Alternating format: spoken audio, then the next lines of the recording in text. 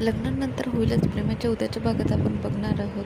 नंदिनी जीवाशी बोलत असताना ती म्हणते, काव्यावर माझा पूर्ण विश्वास आहे. ती अजिबात असं काही करणार नाही, माझा विश्वास तोडून देणार नाही. जीवा त्यावर म्हणतो, पण जर तुझा विश्वास तुटला तर ती म्हणते, मग मी मोठी बहीण म्हणून नक्कीच कमी पडेल कुठेतरी. आणि दुसरीकडे आपण बघतो, सगळे हॉलमध्ये बसलेले असतं विचार करत. तेवढ्यात वसू त्या बॅगा घेऊन येते आणि म्हणते की मी इथे राहणार नाही, मी आणि रम्या आता घर सोडून जाणार.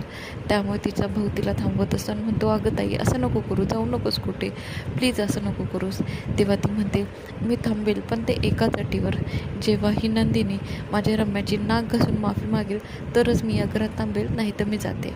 आता बघायला मिळेल की नंदिनी खरंच माफी मागते की नाही, की रम्या आणि वसू खरंच घर सोडून जाते, हे आता आपल्याला बघायला मिळेल. थँक्यू.